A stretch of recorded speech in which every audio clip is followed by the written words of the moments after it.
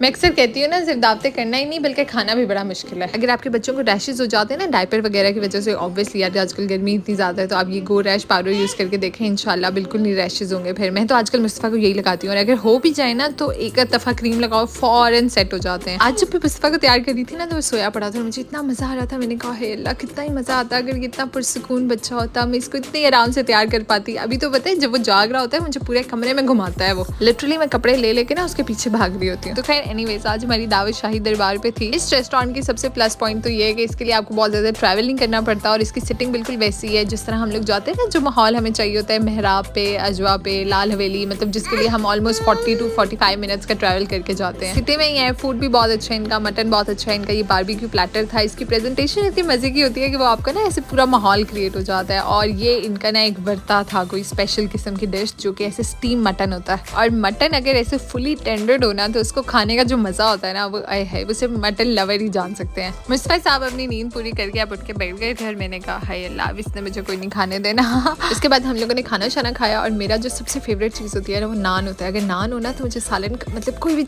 सालन बनाओ जो खाने में बड़ा मज़ा आता है, और ये इनका कोई स्पेशल अफगानी नान था, और लिटरली कोई पूरे बाजू जितना बड़ा। Overall the food was very good, no doubt. लेकिन आजकल ना यार गर्मी इतनी शदीद है जिसकी वजह से ना आप फूड इंजॉय नहीं कर पाते हो। लाइक सर्दी में ऐसे होता है कि खाना आते ही ठंडा हो जाता है, और गर्मी में जब आप खा रहे होते हो ना, बेशक आप एसी हॉल में बैठे तो पसीने छूट रहे होते हैं ऐसे ही। इस लड़के ने तो आजकल जो मुझे तंग किया हुआ है, और मेरे ना ये बाल खींचता था। मैंने कहा ठहर, जब पुत्र तेरी तो मैं टेंड करूँ। फिर मैंने इसकी पुप्पो को बुलाया, और इसकी पुप्पो ने इसके सोए सोए पूरी टेंड कर दी।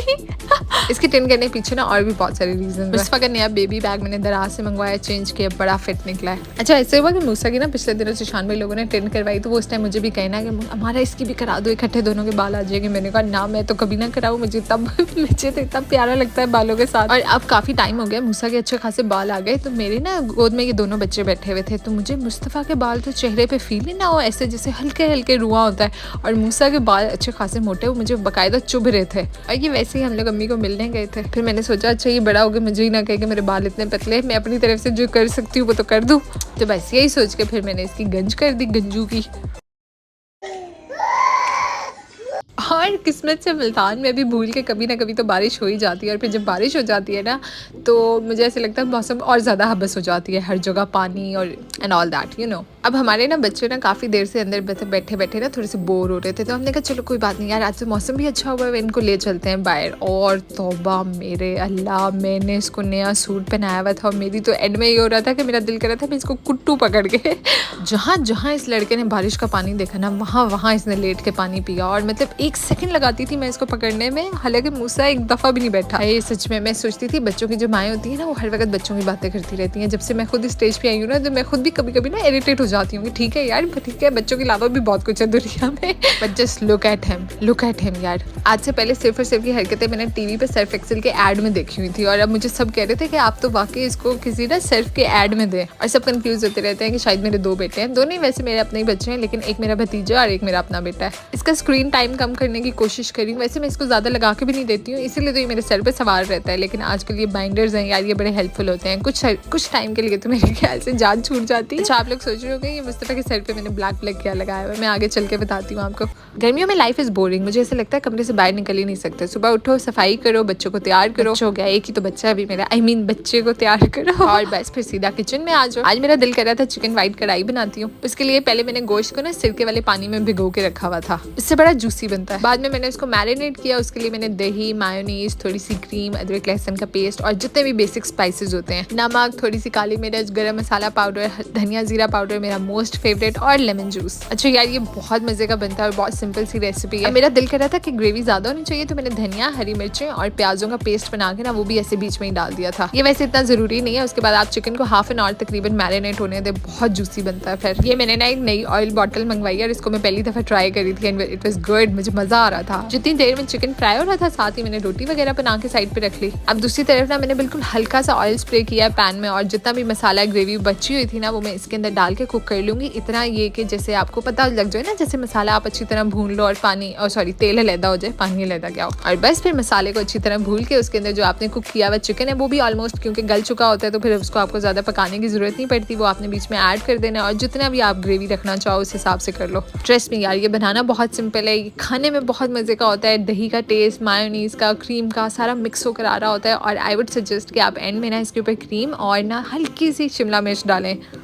मेरे पास उस टाइम शिमला मिर्च थी नहीं, तो इस वजह से मैंने स्किप कर दी, वरना मुझे वाइट चिकन कढ़ाई में लाजमन शिमला मिर्च पसंद है। और फिर सारे काम खत्म करके ना उस टाइम मैं एंड में अपनी चाय बनाती हूँ। और आजकल मैंने चीनी बिल्कुल स्किप की हुई है, तो बस ये मेरा नाश्ता होता है। और साथ ही मैं नाश्ता करती हूँ, साथ ही खाना खा लेती हूँ। खाना शाना खा के आराम करके शाम को तैयार श्यार होकर फिर हम लोग निकले, क्योंकि आज हम लोगों ने सराफा बाजार जाना था। I am told you guys many times कि अगर आप लोगों ने कभी भी ज्वेलरी लेनी हो ना, तो आप लोग प्रेफर करेंगे सराफा बाजार से लें। गोल्ड में या फिर आपको चांदी में कुछ भी बनवाना है ना, तो आपको और किसी शॉप पे जाने की जरूरत नहीं है, क्योंकि सराफा बाजार जो है ना वो पूरे मुल्तान का मेन हब है। मुझे ऑथेंटिसिटी का तो नहीं पता इस बात की, लेकिन मुझे किसी ने बताया था कि पूरे जनूबी एशिया की सबसे बड़ी गोल्ड मार्केट जो है ना वो मुल्तान में सराफा बाजार है। और आगे मुहर्रम आने वाला था, तो जहाँ से मैं ज्वेलरी बनवाती हूँ इंशाल्लाह वो कभी आप लोगों को दिखाऊंगी, तो वो थे ही नहीं। तो बस फिर मेरा काम तो कुछ हो ही नहीं सका जिसके लिए मैं गई थी। वापसी पे फिर मैं अम्मी की तरफ चली गई। और मुस्तफ़ा ना मूसा को इरिटेट करता है, और मैं तो फिर उस टाइम ऐसे एक्ट करती हूँ जैसे मैं तो जानती नहीं है किसका बच्चा है, कौन है, मैं कौन हूँ। आप यकीन करें, मेरा तो एक पक्का ये है कि जब बच्चे आपस में लड़ रहे हो ना, कुछ कर रहे हो, तो ऐसे एक्ट करो जैसे कि तो हमारे है ही नहीं। मैडम तो पहचानने में नहीं आ रही। माशाल्लाह, वाल दिखाए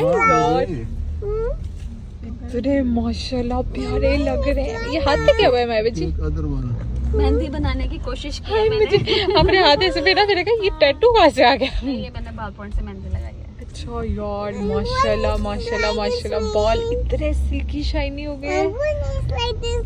मैंने जरीशा से बाल किए हैं ना। इसके माया जी ने ट्रीटमेंट करवाया, उसके बारे में मैं आपको बाद में बताती हूँ। लेकिन हम लोग वापसी पे गए शाही दरबार। मैंने यहाँ पे ना इनके कीमा नान का सुना हुआ था कि बहुत फेमस है। अल्लाह तौबा, 1200 रुपए का एक mutton keema naan. That was honestly way too expensive. मेरा इतना मूड हो रहा था ना पराठे खाने का, मैंने कहा हमें तो पठान के पराठे ठीक है, हम तो 1200 रुपए में सारे खा के आ जाएंगे।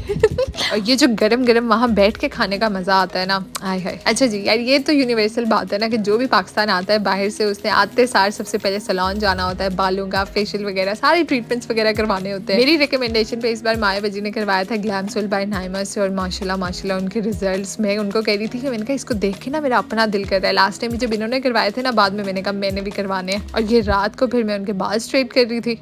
उसके बाद ये है जी 10 मुहर्रम की बात। एक तो टाइम बहुत थोड़ा था, ऊपर से मैंने रोज़ा रखना था, तो बस फिर जो रात को बना हुआ था दाल चावल मैंने फटाफट वही खाया, साथ ब्लैक कॉफ़ी। और मुहर्रम की वजह से I was inactive from few days. और रोज़ा रखने के बाद ना उस दिन मेरी पूरी यही ज़्यादा मेन कोशिश थी कि मैं आज ना करबला की पूरी हिस्ट्री पढ़ूँ। मुहर्रम का एहतराम तो हम ऑब्वियसली सभी करते हैं, लेकिन अनफॉर्चुनेटली जो सिलेबस हमने पढ़ा है ना, उसके अंदर आपको कोई भी करबला की पूरी हिस्ट्री नहीं बताता। तो अभी भी बहुत सारे लोग ऐसे हैं जिनको बहुत सारी बातें नहीं पता। लेकिन ऑब्वियसली इस डिटेल में मैं बिल्कुल नहीं जाऊँगी। हर किसी का अपना ईमान है, हर किसी की अपनी फीलिंग्स जुड़ी होती हैं अपने रिलीजन के साथ। तो सारा दिन में मेरी कोई खास मसरूफियत नहीं थी उस दिन। मुस्तफ़ा को उसके पूल में नहलाया, और मुझे किसी ने बताया था कि आप 3 दफ़ा टेंड करके बच्चे की, और उसके बाद ना तेल के अंदर वो बान की बोरी का जो राख होती है उसको जला के, उसकी राख जो है ना वो तेल में मिक्स करके इसके सर पे लगाना, तो बहुत अच्छे बाल आएंगे। अब ट्रस्ट मी यार, इसके अंदर कितनी ऑथेंटिसिटी है, ये बात कितनी सच्ची है, मुझे इस बारे में बिल्कुल नहीं पता। ये बड़ा होगा तो मैं इसको बताऊंगी, बेटा मैंने तो अपनी तरफ से पूरी कोशिश की थी। Anyways that's all for me for today. Thank you so much for watching. Have a nice day. Bye. Subscribe कर लेना।